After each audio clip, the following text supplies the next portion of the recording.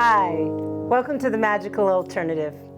I'm your host, Faith McCann, also known as Shadow Witch, and we're coming to you right here on CVC Public Access in Bolton, Connecticut, and now on Roku. The show is not only about magic, it's about alternative concepts we encounter every day. And we want to give you a talk show that's unlike other talk shows out there. No politics, no hate, no meanness. We want to be edgy, current, informative, entertaining, and fun, and we hope that's what you want too. For our debut show tonight, we have such an exciting lineup. I can't wait to tell you about it. All the way from Ireland, she co-wrote The Witch's Bible, and she's going to be talking to us as our very first guest on our very first show, Miss Janet Farah. So, very good. I'm so excited also to introduce you to the very funny, edgy, and timely comic, the Reverend J.J. Hampton. And I'm excited to introduce you to my co-host, Miss Laurel Ladyhawke. Hello, everybody. And she'll be doing a magical book review on the world-renowned magical author, the late Scott Cunningham. Very cool. And we have the exciting music of the band November Sound. Awesome. And wait, did I say witch? Oh my goodness, calm down before you run out of the room. And I have literally had at least one person this week run out of the room. Let me explain. Yes, I did say witch. If it makes you feel any better, Wiccan. Firstly, we are everywhere. We love nature. We get ridiculously excited when we see the moon. I cast the occasional spell or two. I have a cat or three. I don't believe in a devil, but I do believe in a God. Oh, don't think you know me. Yes, I hear you. It's the whole spell casting thing that kind of gets you hung up. Well, trust me, you have cast a spell or two. You have. They don't believe me. Yes, you have. If you've ever blown out a birthday candle after making a wish, well, it's one of the oldest known spells, human/witch kind, we have in history. Give credit to the ancient Greeks. People would bring little crescent moon-shaped cakes with tiny candles to the temple of Artemis and light the candle, make a wish to Artemis, blow out the candle, and eat the little cake. Now, this was before 356 BCE when the temple was destroyed. Back then, religion and magic were one and the same. Today, this practice is a little bit more secular, but still tasty. Now that we've established that most people have participated in an ancient spell casting ceremony, let's talk a little, just you and I, about that burning question you have. You know what it is. Am I a good witch or a bad witch? What people are really asking when they ask that is if I practice white magic or black magic. And people want a simple answer. Magic is not that simple. It's a tool. And you have to look at the person using it and their actions and behaviors. Are you a good person or a bad person? Let me explain it this way. Take this simple pen. This is actually my favorite pen. One could write a love song, a poem, even sacred texts have been written with a pen. Yet, you could write a painful, cruel, hurtful letter or a note, which could cause irreparable damage, and some would call that evil. Wars have been started with the stroke of a pen. Again, is the pen holy or evil? It's not, it's merely a tool. So this is just as in magic. In history, there are countless people or examples of people that have done miraculous things and they're deemed miracles. Other people throughout history have done miraculous things and they're called the evil witches or sorceresses. It all came down to one thing though. Others, the people looking at these miraculous things and determining if they are good or evil. Know that if you do not practice our ways, your knowledge of magical people most likely comes solely from fairy tales or animated or horror movies. You do not know us, and I want to change that. You have nothing to fear. We come in peace. And to answer your original question, am I a good witch or a bad witch? Well, I try to do good in all that I do, but at the end of the day, I guess you'll have to be the one to determine that. And you will. I just hope you get to know me a little bit before you decide. So on with our show. Well, later in our show, I'll be answering all of those questions you've had whenever you wondered about Groundhog Day. What is it all about? Up next is my first guest. She was a gopher for the music company that had the record labels for the Beatles, Elton John, the Bee Gees, and so many more in the late 1960s. She was a model in London and has been one of the magical world's most prolific authors since the 1970s and remains so to this day. She wrote The Witch's Bible with her late husband, Stuart Farrar. I introduce to you Miss Janet Farrar. Thank you very much. And tonight we have an amazing guest. Our first guest for the Magical Alternative is a friend of mine, a world-renowned author of the book, The Witch's Bible. And here it is, the Palace Cat. And a Palace Cat, yes. And she's a witch, a historian, and one of the most amazing people I've ever met, Miss Janet Farrar. So, yay! So I want to thank you very much for being on my show. So how have you been? How's everything in Ireland? Cold. We're expecting snow. Yeah. But apart from that, and of course, unfortunately, COVID is on the rise yet again. Unfortunately, yes, that's true. Well, it's so good to see you, and I hope you and Gavin are staying well. I wanted to talk to you, and again, thank you for being on my show. You are as I said to everyone, the famous author, as well as you and your late husband, Stuart Farrar, of The Witch's Bible, A Complete Witch's Handbook. This has been out for decades, and I've told so many people, if you do not have this on your bookshelf, you really should have it. It is an amazing book.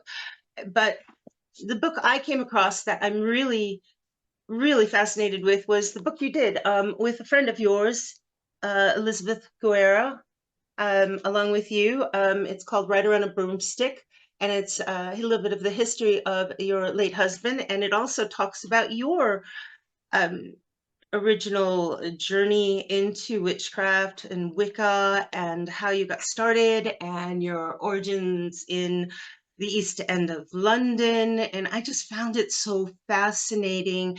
And I was hoping you would be kind enough to talk to us a little bit about that time in your life and how it kind of propelled you deeper into the world of Wicca and witchcraft.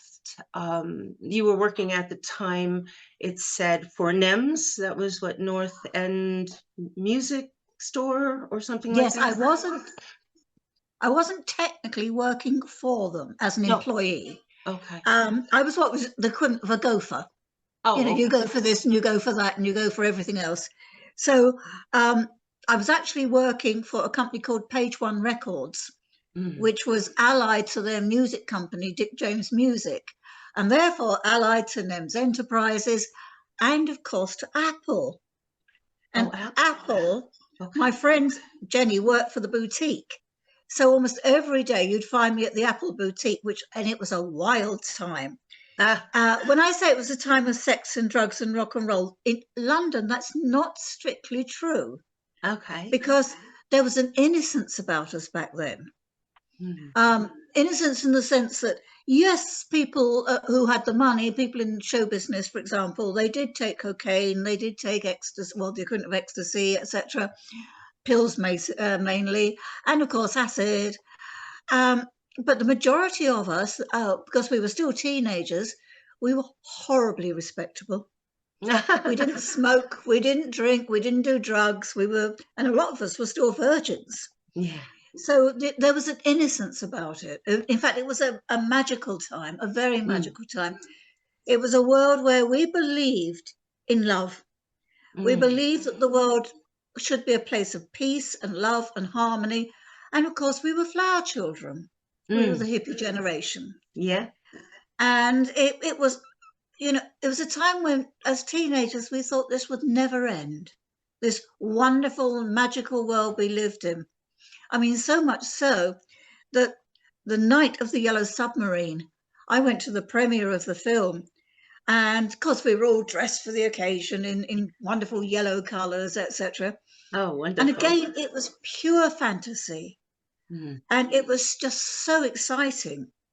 And it gave me a real insight into what it was like to be a rock star back then. Because I can tell you this, it was frightening. Oh my And goodness. Yeah. it made me realize what it must be like to be one of the Beatles or the Rolling Stones. Mm. Because we went to the cinema where it happened in a beautiful yellow Rolls Royce, an old Rolls Royce, Wow. one of the originals. Oh. And the Beatles wanted it, but we got there before them and we hired the Rolls Royce. Oh. And to travel through the streets of London with screaming girls being held back by the police is Oh. frightening. And you That can must have been imagine horrible. how terrifying it was, or, because I know they were used to it, but it was still terrifying for these 4 young lads who were the Beatles. Oh, Because yeah. these girls, I mean, if they had got their hands on any single one of them, I dread to think what it would have been. Psychological rape is what I would have called it. Yeah. And you were in the Rolls Royce. I mean, you said in the book how a motorcycle in front of the car had broken down. Oh, yeah, that was my fiance. Okay, so they were His bike stalled in front of everybody. Oh And my we all goodness. skidded to a halt. By this time, the girls, being held back by the police, realised an opportunity and surged forwards. Oh. And you could see behind us, Paul McCartney had an Hispano Suiza, and his car, the Hispano, had John Lennon and Yoko Ono, etc. in it.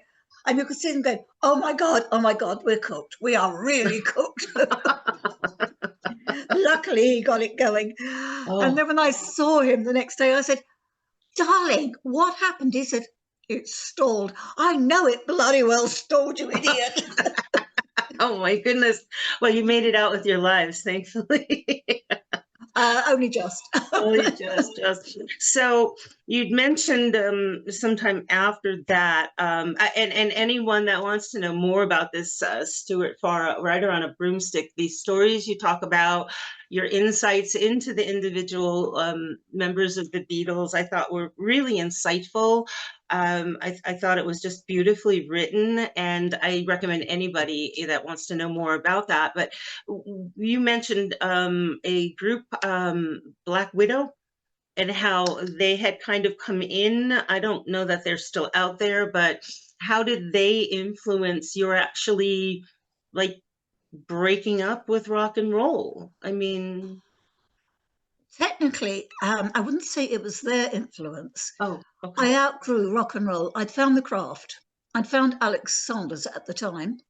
By the way, I hasten to add to people out there, although he called himself King of the Witches, he wasn't my King of the Witches. He was just Alex Saunders, simple as that. Yes. He was a nice enough guy in some ways, and he was no bugger, excuse my language, in other ways. But Black Widow, at that time, I was working for Page One Records, and they had recorded this album, which included invocations to and I use this term lightly, demon Ashtaroth, who actually is only the goddess Astarte under another name. Yes. And therefore, they were getting into a situation they didn't know how to handle. And I took one look at this because in the middle of all of this invocation to basically the goddess Astarte, i.e. Ashtaroth, they're calling, come to the Sabbath, Satan's here, etc. And I thought, oh boy, kids messing. So I put them in contact with Alex Saunders. And that's how the stage show started, because they were doing a stage show. And to be honest, it got really cheesy and it got quite nasty, because you had a young Maxine Saunders, she was still in her late 20s at that stage, walking down a catwalk wearing nothing but a diaphanous see-through gown and a purple cloak, or a long blue cloak, as the goddess herself. And meanwhile, watching her on the edge of this catwalk is every lustful teenage boy in the whole of London. Ooh. We are talking nasty situation could arise there, Yes. and actually did, because at some stage, I think the goddess herself got a bit fed up with this. She knocked Maxine over backwards, and Maxine fell on top of a very large incense burner and burnt herself. Oh, It could have been very, very nasty indeed. yes. And at the same time, the management of these theatres said enough is enough and cancelled the show, which was the best thing they could have bloody well done. Yeah. And, you know, I don't know what happened to Black Widow, but after that, they disappeared, basically. And you decided no longer to work for or do the Gopher job, and I was fed up with the music industry because I'd worked there for so long, and I won't say people were my friends because you don't make friends just like that if you're a secretary, etc., like I was. But I met various people, and some of them were nice, and some of them were not so nice. I mean, Elton John was lovely. I still adore that man because he was so sweet and so nice. And Bernie Taupin. Yes, you mentioned him. You had long talks Bernie. with him. You know, we sat on the roof and he played that song, your song, and he laughingly said, "Hey, it's your song," etc. You know, so I've always considered that my song. That's one of my favorites. Yeah, even though technically it's not, but you know, but Bernie was a sweetheart. But you know, I remember standing outside NEMS one day because they were both affiliated to each other, NEMS and Dick James Music, and standing on the pavement was this frightened little boy, and that's the only way to describe him, looking desperately for a taxi and looking very alone and very scared of London. Jimi Hendrix. Really? Oh. But you know, one of my favorite stories, and I think people are going to love this. Oh, please. When we'd started writing books, The Witch's God had just come out, and Atlantis Bookshop in London were having a book signing. And Stuart and I turned up, as we always did for book signings, and they always put on a reception, a little wine and, you know, biscuits and that sort of stuff. But on that morning, our publisher had wanted to contact Stuart about signing a new contract. So I said to Stuart, right, you go to the publisher and I'll stay here at the shop and help out. Well, as I'm helping out, a young man comes in with a portfolio of photos he'd taken. And you see one of those faces and you know this person, but you cannot put your finger on it. So he came in and he showed everyone his portfolio and people were admiring it. And he walked around the shop and then he saw The Witch's God. And he went, I really wanted to get a copy of that and it's being signed today. What time? And they said about midday. And, oh, I've got an appointment. I won't be able to make it. I really, really wanted to get a signed copy. So he said, well, Janet's here. She'll sign it for you. So I said, just no problem. So this darling man with these strange eyes came up to me and said, would you please? And I said, of course. Who do I make it out to? And he said, well, make it out to Fred. So I made it out to Fred. And when he left the shop, having given me a big kiss on my cheek, the girls were laughing. And I said, what's so funny? And they said, oh, Janet, you are a plunkard. You're an idiot. Why? Don't you realise who that was? No, David Bowie.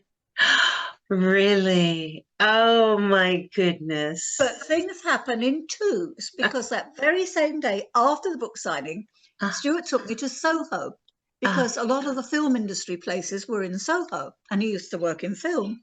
And he had a pub there that he would love to have lunch in. So we went to have lunch.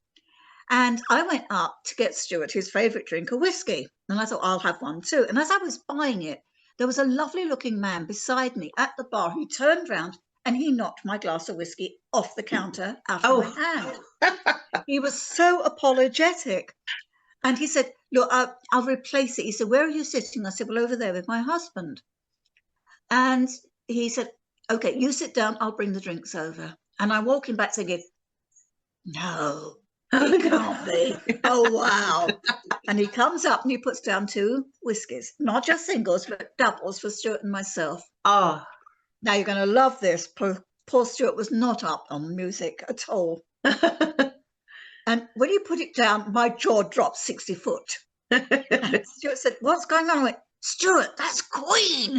And he went, no. That's not that Queen. I said, no, you don't understand. That's Freddie Mercury. It's Queen. That's not the Stuart. Queen. Who the hell is Freddie Mercury?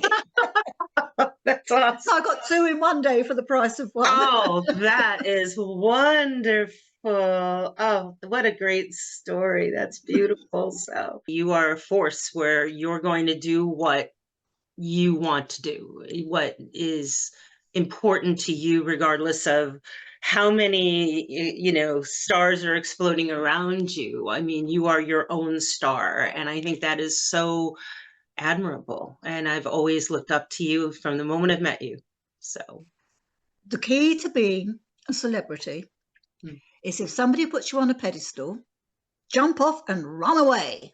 every Because single the time. best celebrities are people who don't see themselves as upper, I'm better than you are, etc. Exactly. I mean, yeah. I was destined, I think, for a very unusual life from the time I was a child, before I was even born. I read that. And the only reason I can say this is I grew up in the East End of London, and we did not come from a rich family. My mother died of cancer when I was 5. I read that, yeah. But when my mum was carrying me in her womb, she got the fright of her life one day.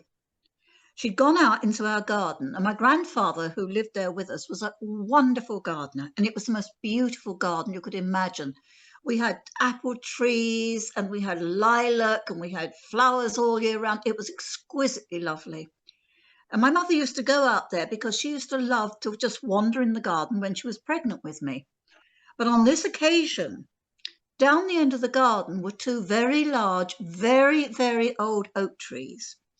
And the story was that originally it had been part of a druidical oak grove. Now, my mother knew nothing about oak groves and druids or anything like that.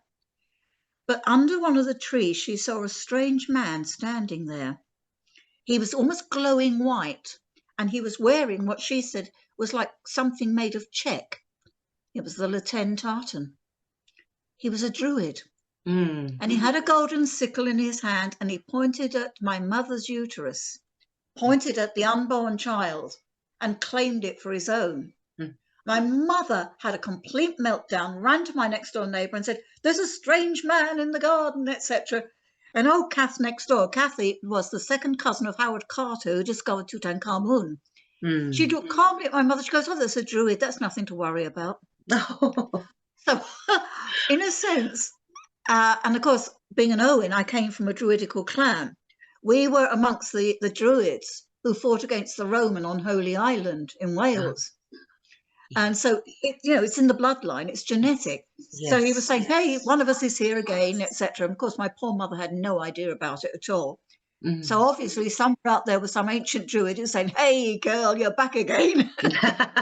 That's wonderful. Maybe I should have been a druid. I don't know, darling. Well, I think you're following exactly the path you're meant to follow. And I think we all do. And I think you're an excellent example of that. And I am so excited that you were so kind to debut on my first show and be a guest on my first show. And I certainly hope that you will come back again. I would also love to talk to Gavin. I know he has his own story, and Eleanor Bone was an aunt of his, I believe. And she has her own, there's just so much history between the two of you. And I would absolutely love to have you both back again and again and again. So. And one time we will talk about Doreen Valiente, Stuart Farrar, yes, and code breaking at Bletchley Park in the Second World War, and how the two of them knew exactly what was going on. And we are talking of the field of espionage. Oh, that would be so exciting. Thank you so much. Well, I'm going to wrap this up. So everyone, thank you so much. This has been my guest, Janet Farrar. And again, if you want to know more about her exciting life, we have Stuart Farrar, Writer on a Broomstick, written by her friend Elizabeth Guerra and Janet Farrar, and also her most famous book, A Witch's Bible by Janet and Stuart Farrar.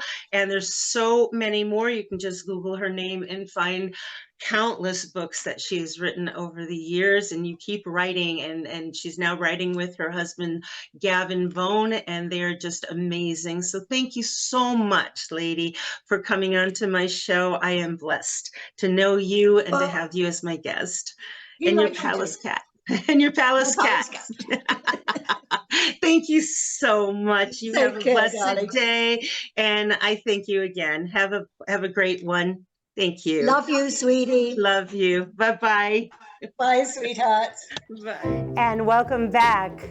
And thank you. The Sound of November sound. They sound amazing. Awesome.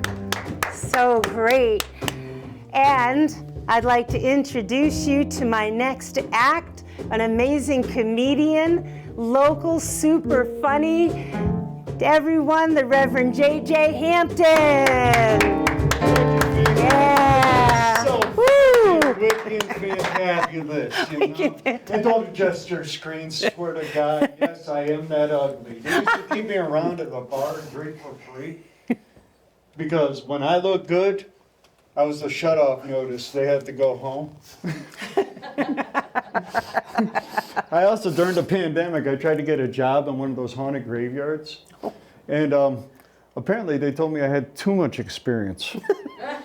Translation, I guess I was too ugly and they didn't want to scare the children that much. Anyways, I am the Reverend J.J. Hampton, the Reverend Reefer for the Church of Higher Living in Bunging Day Saints. I have also came up with the word cannabis, which changed 420 to a proper holiday name. Cannabis Christmas. So on the 12th hour of cannabis, my true love gave to me 12 pop brownies, 11 grams of hash, 10 dab hits, 9 gummy bears, 8 chocolate bars, 7 grams of chem dog, 6 bungs of bubbling, 5 golden nugs, 4 pot cookies, 3 vapor cartridges, 2 packs of zigzags, and an ounce of some really good kush. Thank you. You know, with every good holiday, you have different things, you know. But my favorite, of course, is the prayer. And yes, there is a prayer for it. Mother God, Mary Jane, I'd like to thank thee for this bounty of buds that should break up and roll bowl of bong all night long. And in Mary Jane's name, I pray every day to the Mother, Daughter, Holy Smoke. Amen. All right. Has anybody been to the Taste of Hartford? There are a bunch of fibbers there. I went to the first booth. And I said, how much? He goes, what would you like, a long neck? And I said, I didn't know they came in that. I said, yeah, I thought you guys were offering hookers. How much? Oh.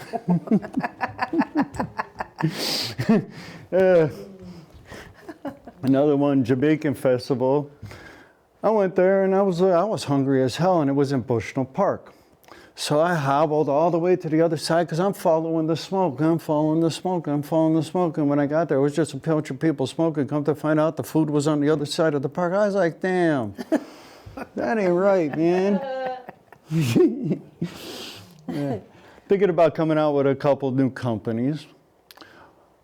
One thing, since cannabis is recreational and legal now, I do believe there should be a place where people can go and get a nice joint with a cup of coffee. I'll call it J.J. Hampton's Perkin Pot. Come for the gold, but stay for the bold. Huh? Or cannabis. You go around to different dispensaries, and then at the end of the day, you stop at a concert. Sounds good enough for me, don't you? Does anybody else have allergies? Like really, really super bad allergies? Yeah. And I used to drink until 5/5 of 2005. I actually quit drinking. So, good, yeah. You know what? I'm sober off alcohol to this day, but I smoke enough reefer to make Willie Nelson and Snoop Dogg pass out. Anyways, have you ever gone like to a bar and drank a whole bunch of, I don't know, pitcher beer and had deviled eggs and had like the worst craps you ever had in your life? I'm talking the first morning one, and you can't breathe through your nose, and then you go and then you do it. You blow your nose. Like, oh my freaking God, what the hell is that, man? That came out of me. Everywhere I go, I'm always told, wow, man, you smell like reefer. I said, that's cool, man. That's my new cologne. I said, it's not an OD toilet, it's an OD joint hit. La Cush. Also thinking of coming out with a movie called, instead of Willy Wonka, which I found they came out with a new one, but mine's a little different, kind of the alternative spectrum, is J.J. Hampton and the Medical Marijuana Factory. Take a toke of my buds and you'll feel this pure exhilaration as we toke it across the entire nation. And if you take a toke of my buds, you are surely going to feel it. Hopefully you toke it deeply and hopefully you get as high as me. Instead of Oompa Loompas, you got Puffy Wuffies. Puffy Wuffy Wuffity Doo. Here comes a fat joint coming for you. Puffy Wuffy Wuffity Dee. Why don't you smoke that fat joint with me? What do you do when that joint's in front of you? Do you go ahead and toke it one or two? Or do you just let it go right by? Oh, why? Oh, why? Why not toke and then get high?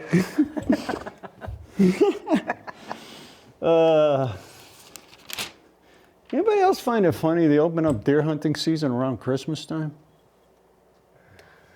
You know, some idiots in Georgia sitting there with a Pabst Blue Ribbon and his AR-15 at about December 24th at 10 p.m. going, come on, Santa Claus. Come on down. I got 9 spaces on my wall just for you. You have deer jerky next year.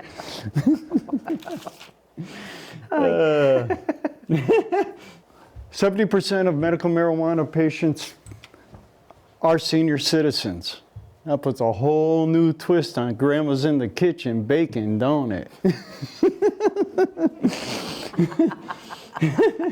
I'll leave you with one last song. All these kids like rap nowadays. I'm 49 years old. I really don't understand it, but it'll tell you a little bit of story about my life. All right.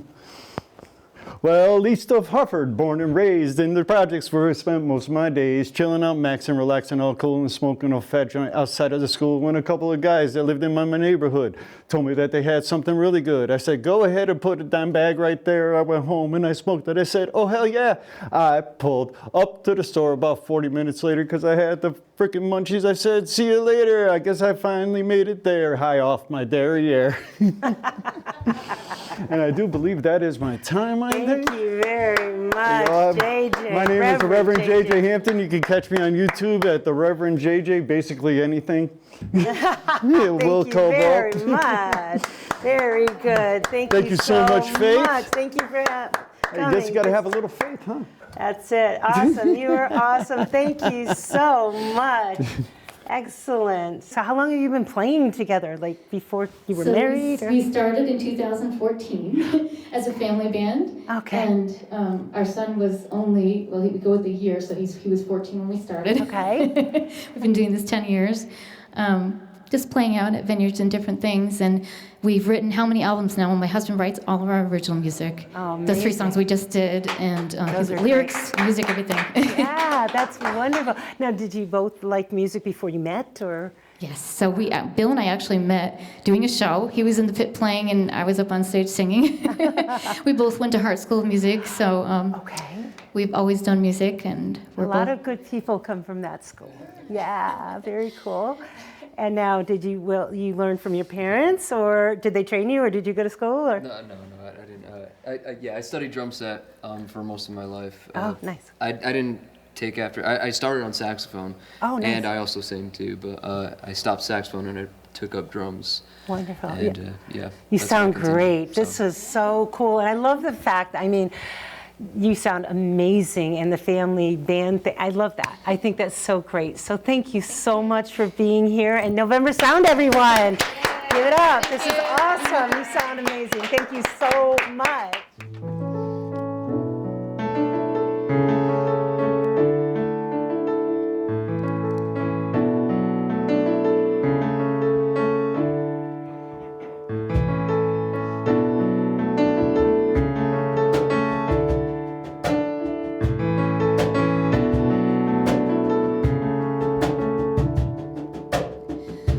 Follow me past where the gates stop swinging.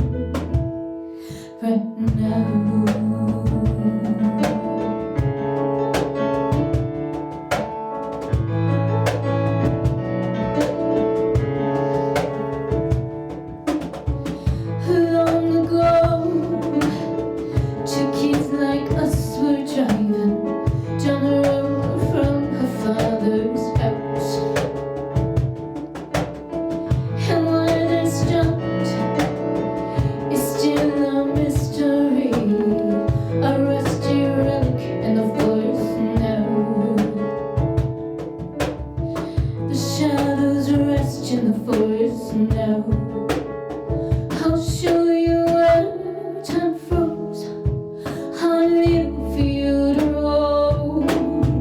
Holding on, let's stay right here. Let the night pass us by. Time stands still, I don't know how. Let's love this world we're in. Eyes wide open in dark of night. Ears as stars, so hold me tight. Where the past and time collide. Let the night pass us by.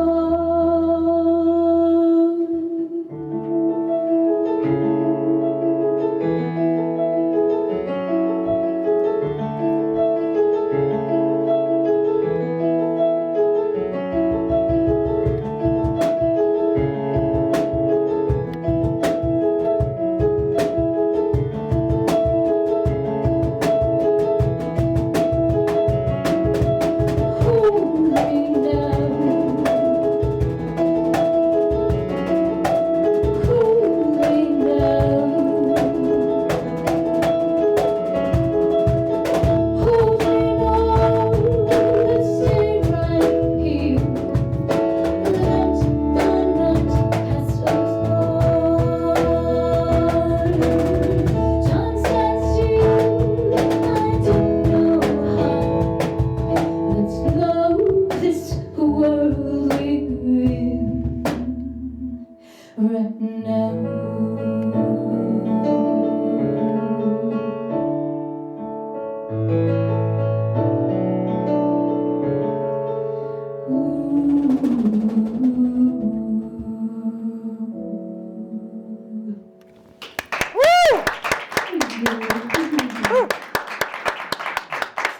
My favorite song is gonna be Rusted Angel.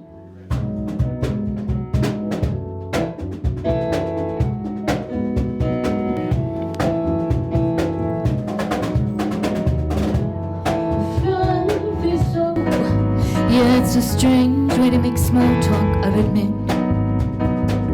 Let's go outside for a walk. He says we can talk for a bit. He says I'm a rusted angel with your faded plastic lights. You're so a butterfly and you used to glow just right. Being painted good and all my life to dream black and white.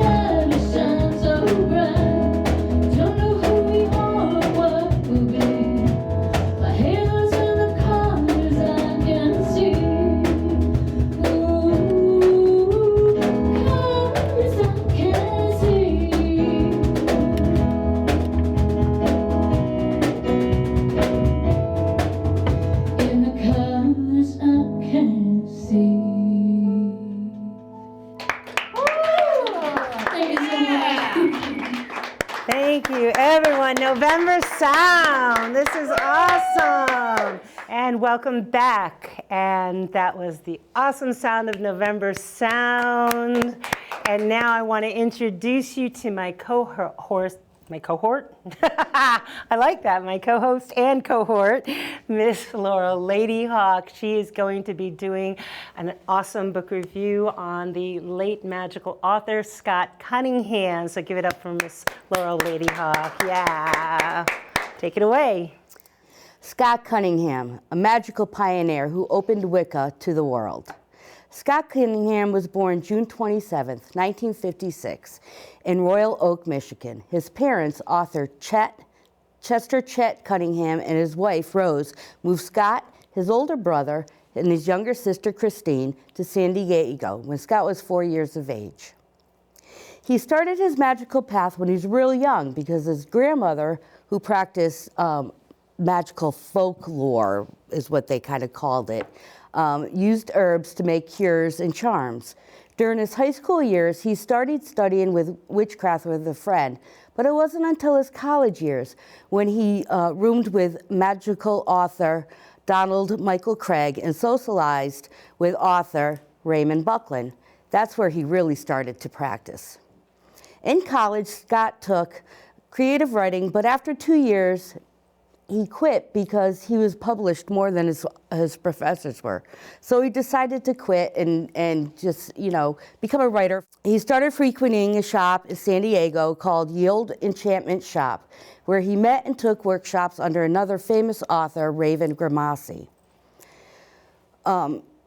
He started learning the Iridian tradition under Raven, in which he ended up getting initiated for a first-degree Wiccan. But he decided after 2 years of practice with that tradition to start out on his own. Although he left the old enchantment shop, he still stayed friends with Raven until he died in 1993. In the 1970s and 80s, the Wiccan tradition was focused on a goddess, God, marriage, and being an openly gay man. Scott often felt excluded because of his sexuality. He opened up the Wiccan movement into the queer community. In fact, this was a basis for more of the queer-focused movements in the following years. Scott wanted to bring Wicca out into the open so everybody could practice, because up until then, it was a secret society. And at the time, witchcraft was a very closed religion. You had to be accepted into a coven, or you had to be born into a witch family. Other magical practitioners at this time would say that Scott's work was more neo-Wiccan tradition because it was so different from the regular type of Wiccan practices. Scott's work opened up witchcraft for solitary practitioners who would never have been able to study otherwise. Scott Cunningham is credited for removing the need to be initiated into a tradition. In 1982, Scott published his first book, Magical Herbalism, which is this right here. But his most famous book, which was Wicca, A Guide for the Solitary Practitioner, which, as of the last time I read, he had more than 800,000 copies sold. Since that time, he had written 22 books on witchcraft. In 1988, this is the book that was published, and it brought witchcraft into the open for anybody to read. Scott took his knowledge of natural magic and he wrote it in a way for anybody to understand it. And you can also trust whatever Scott has written. When he roomed with Donald Michael Craig, Donald Michael Craig often said that Scott Cunningham was afraid that someone could get hurt if he didn't research his words, if he didn't try all his spells on his own. He was just so afraid that he was going to have somebody get hurt. So he would try all of his recipes. My favorite books, of course, are their encyclopedias of Crystal Gem and Metal Magic and the Encyclopedia of Magical Herbs. I use these books at all time. I use it on a daily basis, whether I'm doing a spell or if I'm doing my jewelry making. He has taken the guesswork out of any of the information that you would need to make any spell effective. Incense, Oils, and Brews is the best book to have. This is what is referred to as a magical cookbook. It is the best book to use for substitutions. Say you're doing a spell, but you don't have one of the ingredients. If you go to the back of the book, it has substitutions. So say you want to do a spell for love. All these different herbs. You can either use the herbs or the oils. You don't have to have just rose petals. So this is another great book that he had published. In 1983, Scott was diagnosed with lymphoma, which he successfully overcame. But in 1990, during a speaking tour in Massachusetts, he was diagnosed with AIDS-related cryptococcal meningitis. The next few years, he suffered several infections and eventually died in March of 1993 at the age of 36. The magical community lost an incredible author and teacher, and at such a young age, but his work will bring new magical practitioners into the world for years to come. In honor of you, Scott, I light this candle and speak the words that you wrote. What no human ear could hear, you heard. What no human eye could see, you saw. What no human heart could bear, you transformed. What no human hand could do, you did. What no human power could change, you changed. Accept this humble token of thanks from a solitary Wiccan who has spoken and who has been heard. So mote it be. Very good. Thank you so much.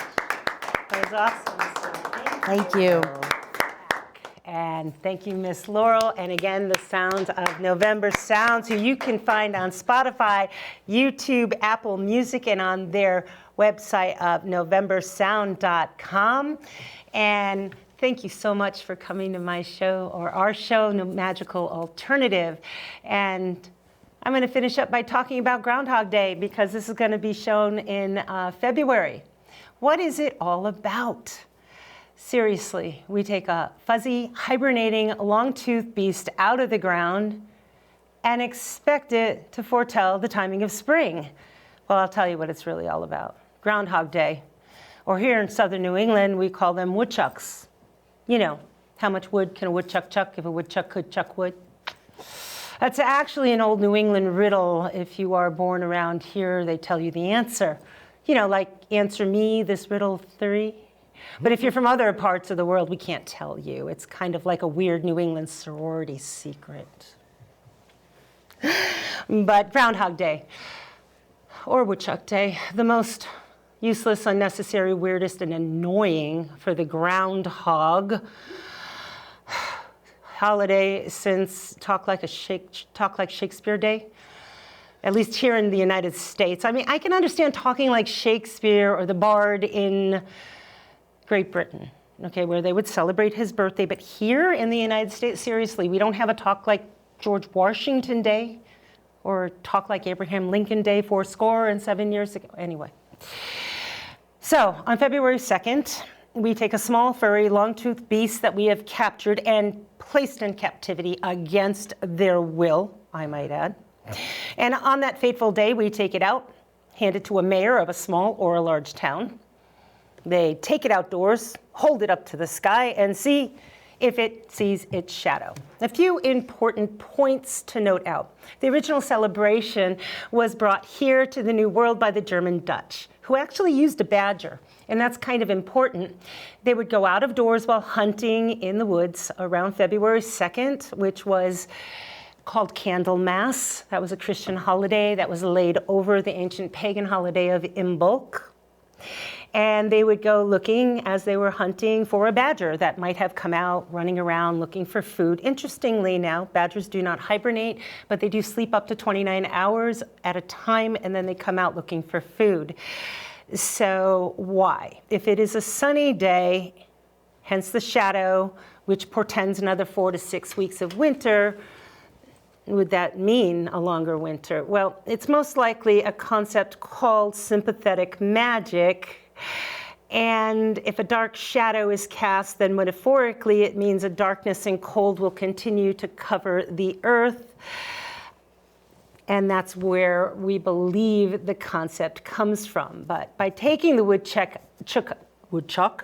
groundhog, out of its natural environment, keeping it in a cage, the forecasting is wildly inaccurate. A better choice would be to wait. Our groundhogs or woodchucks are true hibernators, which means on a cold, snowy winter, they will go into true hibernation on November 1st and come out on May 1st, a full 6 months later. So if you have woodchucks in your yard, as I do, if you keep a close lookout, and you see one come out in the early or middle part of April, you can absolutely bet it's going to be in early spring and summer. You simply can't force nature. You must be patient and watch for the signs, and nature will give it to you. So this has been our show, The Magical Alternative. I'm Faith McCann, and I hope you've had fun with us tonight. And if you take anything away, it's that witches are real, we are human, and we're real people that simply see magic in everything, and we never outgrow it. Let me finish by saying what will be our closing line for the show, a quote by the great John Lennon. "A dream you dream alone is only a dream. A dream you dream together is reality." So I want to thank my co-host, Miss Laurel Ladyhawk, my amazing guests, Miss Janet Farah, the Reverend J.J. Hampton, the incredible music of November Sound, the magical alternative crew, and everyone at CVC Public, Bolton Public Access TV, and Roku. Thank you very much. And that's it, guys. All right. Thank you.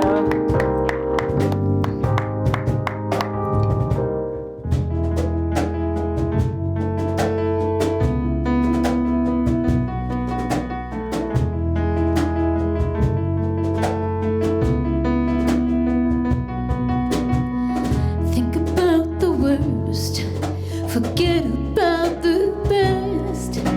We wonder what comes first. Is it love or happiness? I can be a perfect failure, make the worst of opportunity. Talk about your concrete bridges, even they can burn, you see. Take a sip of your liquid karma, just sip 2 drops for me, 'cause I fall down, just not gracefully.